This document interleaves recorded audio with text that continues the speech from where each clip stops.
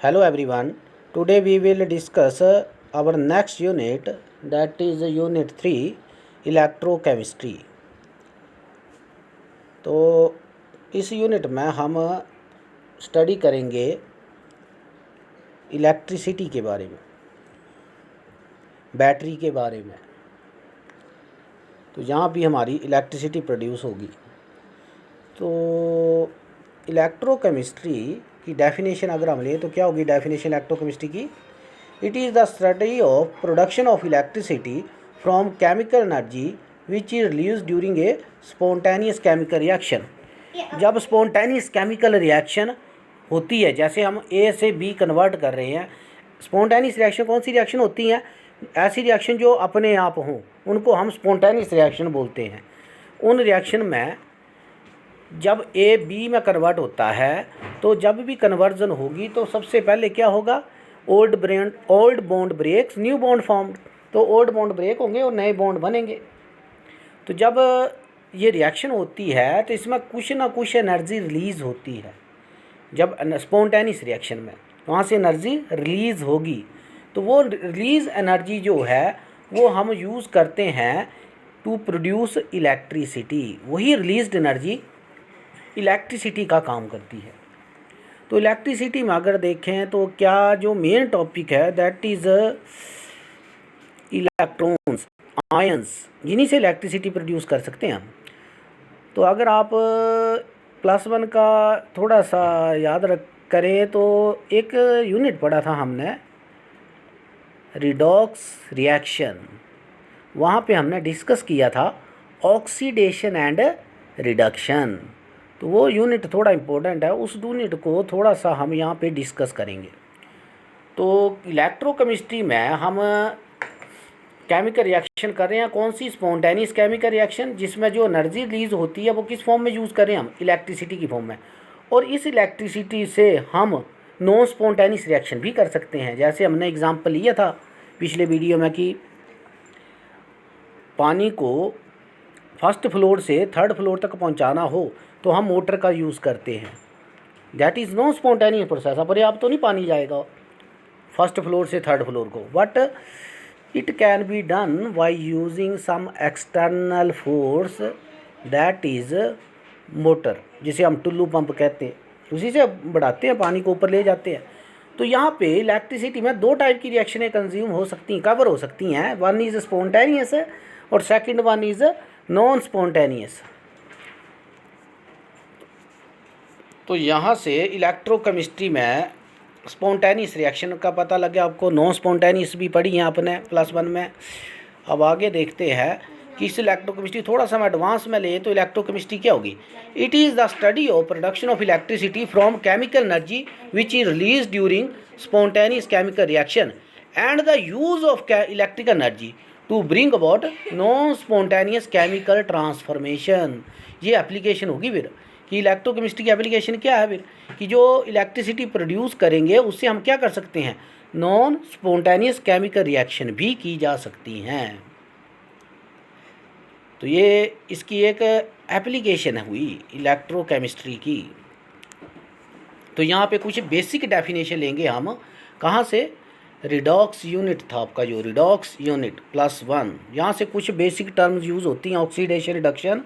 तो इसको थोड़ा सा कवर कर लेते हैं ताकि हमें जब ये यूनिट करना हो तो थोड़ी आसानी रहे। तो सम बेसिक डेफिनेशन में आएगा हमारा ऑक्सीडेशन। नंबर 1 क्या रहा वहाँ पे हमने पढ़ा था रिडॉक्स रिएक्शन में? Oxidation and reduction. तो ऑक्सीडेशन क्या होता है? The total number of electron that an atom either gain और loss in order to form a chemical bond with another atom. तो जब हम ऑक्सीडेशन नंबर डिस्कस करते हैं तो इसमें यह है कि अगर इलेक्ट्रॉन का गेन होता है या इलेक्ट्रॉन का लॉस हो तो उसको हम क्या बोलेंगे कि वो ऑक्सीडेशन स्टेट है एटम की। तो लॉस ऑफ इलेक्ट्रॉन को हम ऑक्सीडेशन नंबर बोलेंगे। तो यहाँ गेन भी हो सकता है, ऑक्सीडेशन नंबर यानी कि ऑक्सीडेशन स्टेट जो आएगी वो गेन और लॉस दोनों से आती है। गेन से ऑक्सीडेशन स्टेट नेगेटिव आती है, माइनस, जो ऑक्सीडेशन स्टेट का मतलब है चार्ज, तो चार्ज पॉजिटिव भी पॉसिबल है और नेगेटिव भी पॉसिबल है। तो जब इलेक्ट्रॉन गेन करे तो कौन सा चार्ज आएगा? नेगेटिव। यहाँ पे देखो फ्लोरीन, फ्लोरीन के वैलेंस शेल में कितने इलेक्ट्रॉन होते हैं?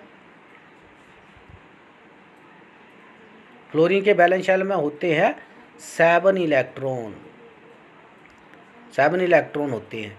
तो यहाँ से ये 1 इलेक्ट्रॉन गेन करके अपना ऑक्टेट कंप्लीट कर लेता है। तो फ्लोरीन ने जब गेन किया 1 इलेक्ट्रॉन तो वो किस में कन्वर्ट हो गया? F negative. सिमिलरली लॉस करके भी एटम कन्वर्ट होते हैं।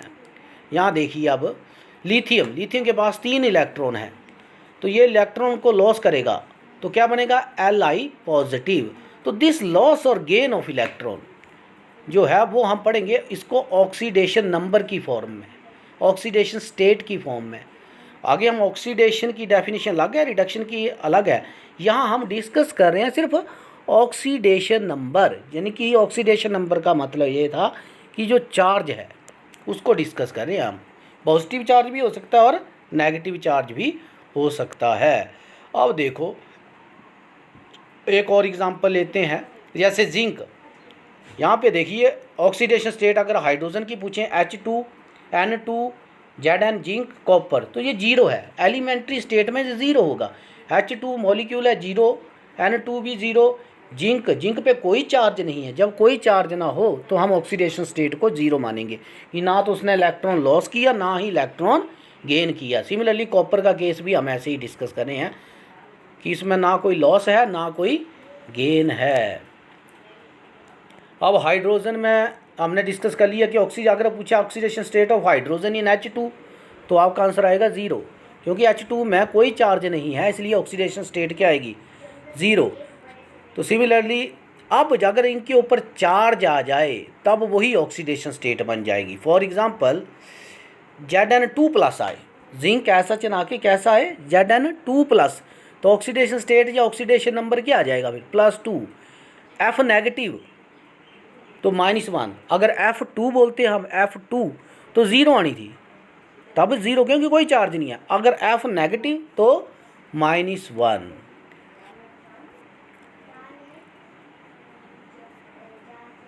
अब ऑक्सीडेशन क्या होता है? Defined oxidation. यहाँ पे हमने जो अभी डिस्कस किया वो किया ऑक्सीडेशन स्टेट। ऑक्सीडेशन स्टेट यानी कि ऑक्सीडेशन नंबर या ऑक्सीडेशन स्टेट एक ही बात है। What is oxidation? ये अलग है, ऑक्सीडेशन नंबर और ऑक्सीडेशन स्टेट दोनों में कंफ्यूज नहीं होना है। ऑक्सीडेशन का मतलब होता है loss of electron. Loss of electron को हम बोलेंगे ऑक्सीडेशन। या फिर यहाँ पे इंक्रीज इन ऑक्सीडेशन नंबर आ जाए तब भी हम क्या बोलेंगे? ऑक्सीडेशन हुई।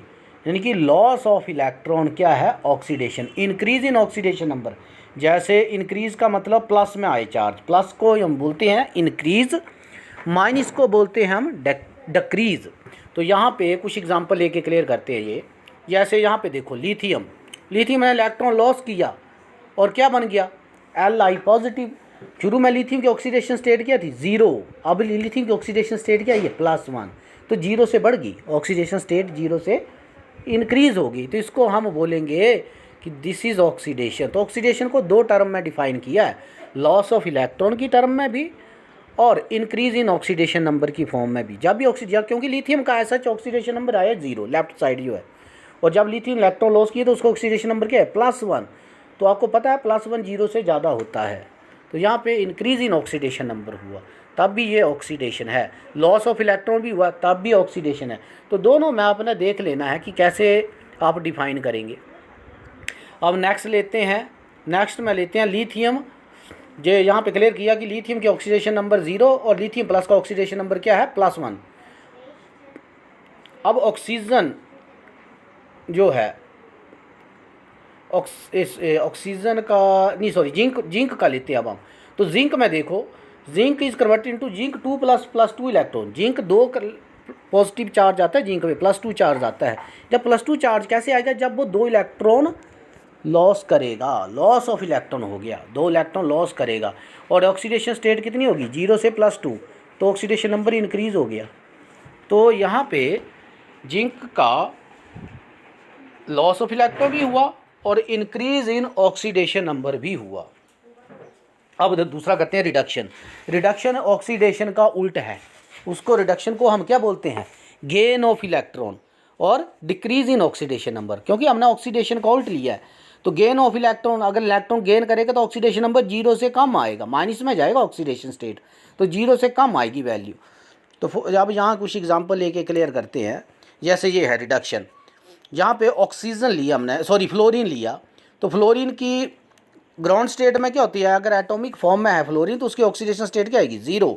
और जब भी एक इलेक्ट्रॉन गेन कर लेगा तो उसके ऊपर क्या चार्ज आएगा, F नेगेटिव -1।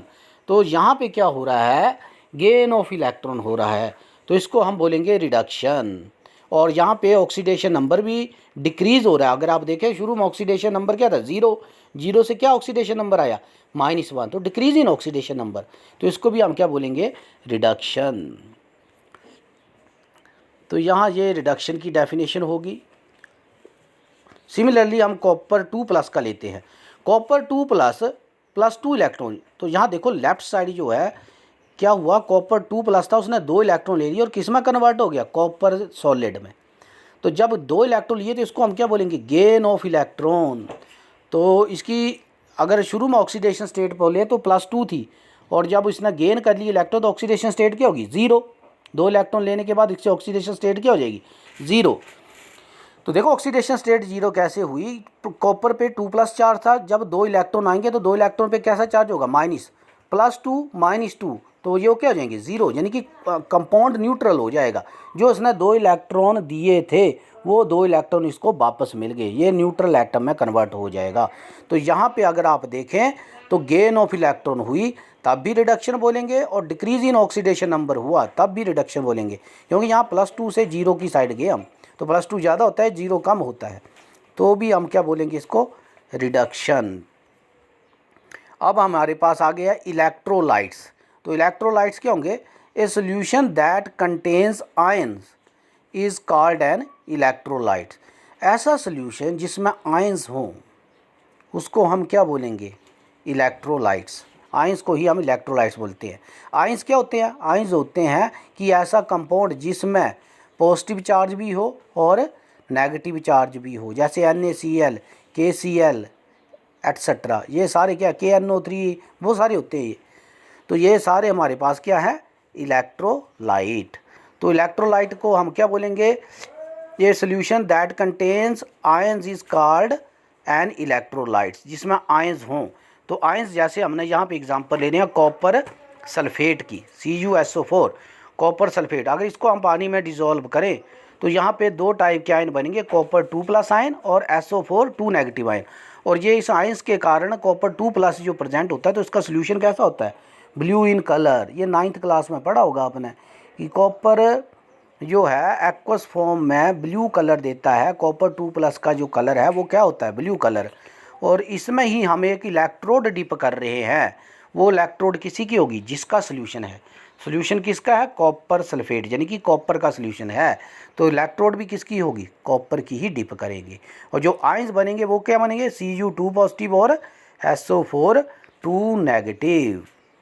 तो यहाँ से देखिए आपको क्लियर हो रहा होगा, यहाँ पे Cu2+ बन रहा और SO4 2 नेगेटिव इलेक्ट्रोलाइट में।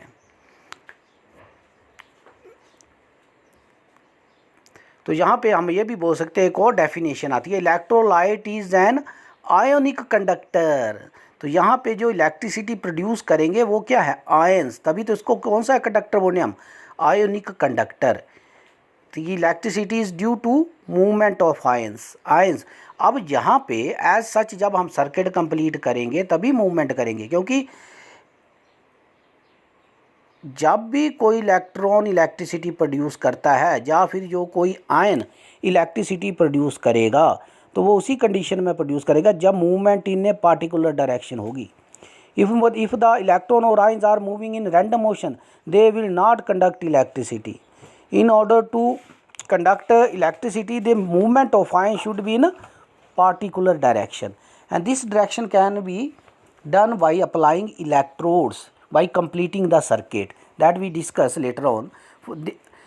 यहाँ पे हम सिर्फ जो डिस्कस कर रहे हैं वो यही है कि जो बेसिक कंसेप्ट इसमें इन्वॉल्व हो रहे हैं, पहले मैं उसी को कवर करने की कोशिश कर रहा हूँ ताकि जब हम मेन टॉपिक पे आएंगे इसके तो आपको इलेक्ट्रोलाइट या ऑक्सीडेशन स्टेट, ऑक्सीडेशन नंबर में कन्फ्यूज़न ना हो। तो यहाँ पे आपको एक और डेफिनेशन आएगी कि what is electrolyte. Electrolyte is an ionic conductor, ये याद रखना है। Why electrolyte is an ionic conductor, because electricity is due to ions. कौन से आयंस? जो भी कंपाउंड लिया, जैसे यहाँ पे देखें हम तो कॉपर सल्फेट लिया तो Cu2 positive ion and SO4 2 negative ions. तो अब यहाँ पे देखो, जहाँ पे सर्किट कंप्लीट किया हमने, जो मैं बोल रहा था अभी कि जब पार्टिकुलर डायरेक्शन देंगे तो कैसे देंगे पार्टिकुलर डायरेक्शन, जब हम इसे किसी बैटरी के साथ कनेक्ट कर दें तो सर्किट कंप्लीट हो जाएगा। बैटरी के साथ कनेक्ट करेंगे तो यहाँ पे हम एक्सटर्नल सोर्स लेंगे बैटरी का, उसके साथ कनेक्ट करेंगे, तब ये ऑटोमेटिकली इलेक्ट्रिसिटी प्रोड्यूस करेंगे। अब इलेक्ट्रोड क्या है, यहाँ पे मैंने बोला इलेक्ट्रोलाइट आएगा, उसमें इलेक्ट्रोड भी डाली थी, जिसका सॉल्यूशन था उसी का हम इलेक्ट्रोड यूज़ करते हैं। तो यहाँ पे अगर आप देखें तो कॉपर सल्फेट का सॉल्यूशन है, तो यहाँ से देखो ज़रा और क्लियर कर रहा हूँ। कॉपर सल्फेट का सॉल्यूशन है, तो इसमें जो रॉड है वो भी कौन सी डाल रहे हैं हम? कॉपर की रॉड, कॉपर की ही रॉड। जिंक सल्फेट का सॉल्यूशन लेंगे तो किसकी रॉड डालेंगे? जिंक की रॉड। तो यहाँ कॉपर की रॉड डाली है, और रोड को हम क्या, उसी रोड को क्या बोलेंगे हम? इलेक्ट्रोड। तो क्या डेफिनेशन होगी कि इलेक्ट्रोड का काम क्या है?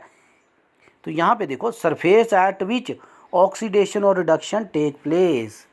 तो ये सरफेस प्रोवाइड करेगा, यहाँ पे ऑक्सीडेशन और रिडक्शन होगी। या तो जो हमारा इलेक्ट्रोलाइट्स है वो आयंस बनाएंगे तो लॉस करेंगे इलेक्ट्रॉन को, या फिर गेन करेंगे इलेक्ट्रॉन को। तो ये सरफेस प्रोवाइड करता है, यहाँ पे ऑक्सीडेशन और रिडक्शन होगी। तो इसको हम बोलेंगे इलेक्ट्रोड। जैसे मैरिज होती हैं तो मैरिज में जो मैरिज पैलेस है तो वहाँ पे क्या कराते हैं? मैरिज करवाते हैं। वैसा ही रोल इलेक्ट्रोड का है, वैसा ही रोल इलेक्ट्रोड का है। अब इलेक्ट्रोड भी दो टाइप के होंगे। कौन कौन से? एक्टिव इलेक्ट्रोड और सिंपल इलेक्ट्रोड। जो एक्टिव इलेक्ट्रोड है वो कौन सा इलेक्ट्रोड होगा? एक्टिव इलेक्ट्रोड का मतलब इलेक्ट्रोड पार्टिसिपेट करेंगे ऑक्सीडेशन और रिडक्शन में। तो इसकी डेफिनेशन क्या बनी? सरफेस एट विच ऑक्सीडेशन और reduction take place and also involve in a reaction.